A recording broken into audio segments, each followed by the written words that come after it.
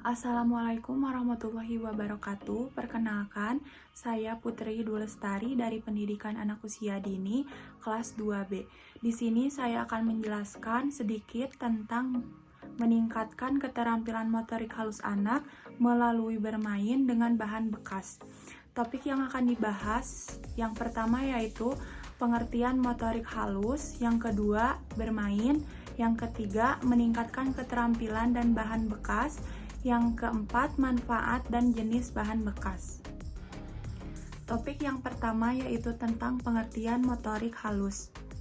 Pendidikan anak usia dini atau PAUD merupakan pendidikan yang sangat menentukan dalam pembentukan karakter dan kepribadian sejak lahir hingga usia 6 tahun. Salah satu tujuan PAUD untuk mengembangkan seluruh potensi yang dimiliki anak usia dini yang berada dalam pertumbuhan dan perkembangan baik fisik maupun mental. Anak perlu dibimbing untuk memahami dan melakukan keterampilan-keterampilan yang dibutuhkan untuk mengembangkan potensi tersebut.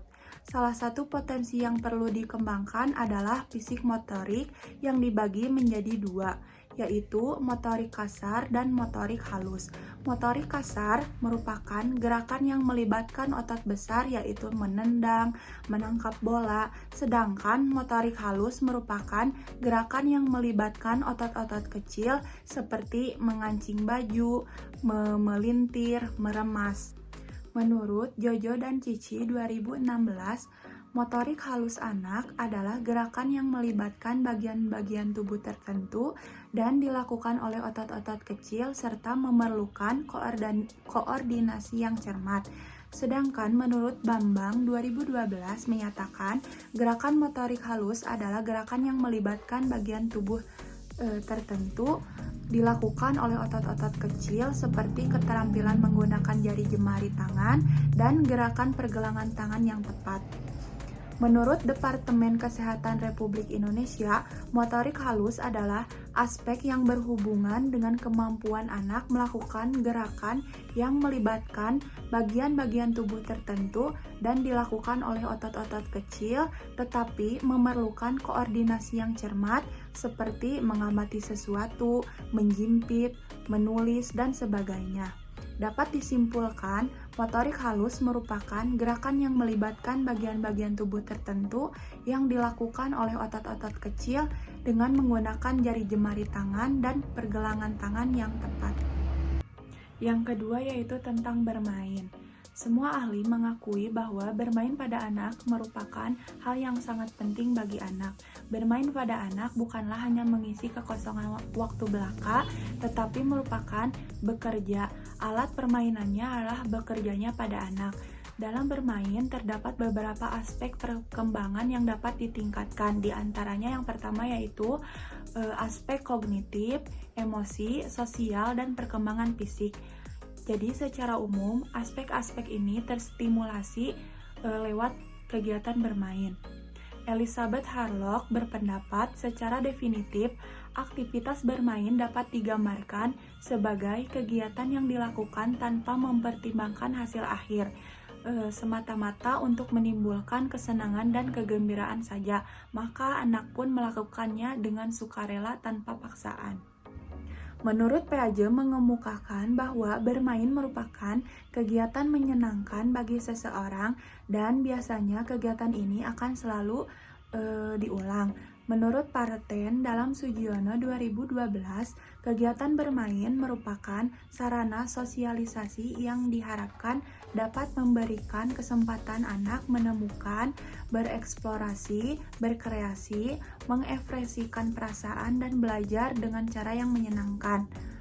Kemudian dengan bermain juga anak akan mengenal dirinya, lingkungannya di mana anak tinggal.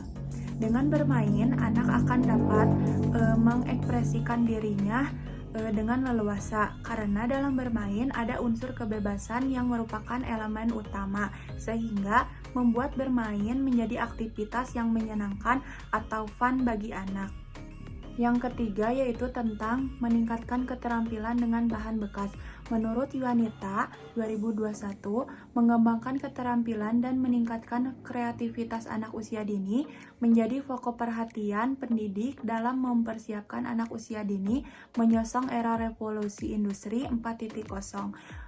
Mengembangkan kreativitas pada anak usia dini dapat didefinisikan sebagai kemampuan untuk menghasilkan ide atau gagasan baru dan asli, serta kemampuan untuk mengekspresikan diri secara unik dan berbeda dari orang lain.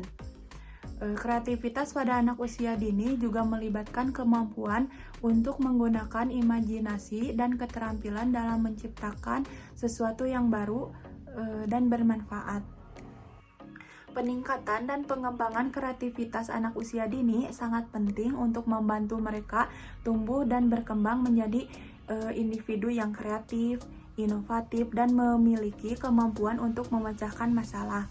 Namun seringkali terjadi kendala dalam mengembangkan kreativitas pada anak usia dini, terutama karena keterbatasan sumber daya dan bahan yang tersedia di lingkungan sekitar.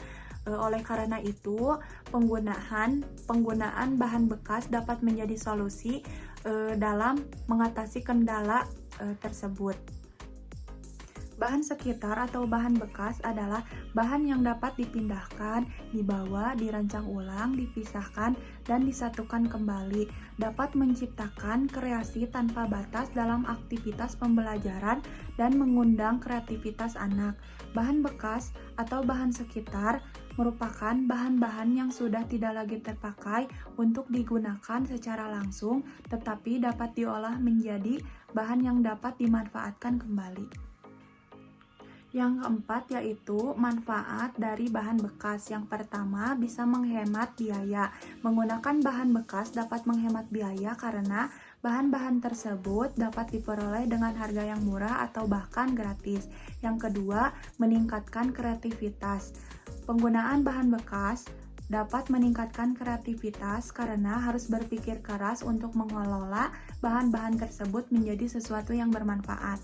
Yang ketiga, menumbuhkan kesadaran lingkungan. Menggunakan bahan bekas dapat menumbuhkan kesadaran lingkungan pada siswa karena mereka akan lebih peka terhadap pentingnya daur ulang bahan-bahan bekas untuk menjaga keberlanjutan lingkungan. Yang kelima, ada jenis-jenis bahan bekas yang dapat meningkatkan keterampilan motorik halus anak. Yang pertama ada botol plastik. Botol plastik juga dapat dimanfaatkan sebagai alat bermain untuk membuat pesawat, kupu-kupu, lebah, kura-kura, kincir angin, dan ikan. Yang kedua yaitu ada kardus. Kardus juga bisa dimanfaatkan untuk alat bermain, membuat parkir-parkiran, rumah boneka, puzzle bentuk, gitar, huruf alfabet, dan masih banyak lagi. Terus yang ketiga ada koran bekas. Koran bekas juga bisa dimanfaatkan sebagai alat bermain untuk membuat kapal-kapalan, kerajinan bunga.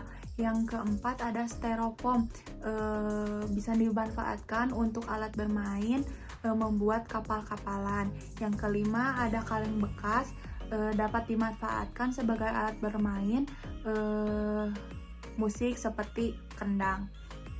Jadi kesimpulannya, bahan bekas adalah sebuah media kegiatan yang dapat dimanfaatkan dalam mengembangkan keterampilan motorik halus anak usia dini, dan juga pemanfaatan bahan-bahan bekas merupakan media permainan kreativitas bagi anak-anak. Dengan adanya aktivitas proses pembelajaran yang dapat meningkatkan penguasaan motorik melalui pemanfaatan dari bahan bekas yang ada di lingkungan sekitar memiliki nilai yang sangat positif bagi anak dalam menjaga lingkungannya. Cukup sekian yang dapat saya sampaikan. Mohon maaf bila terdapat kekurangan dan kesalahan. Wassalamualaikum warahmatullahi wabarakatuh.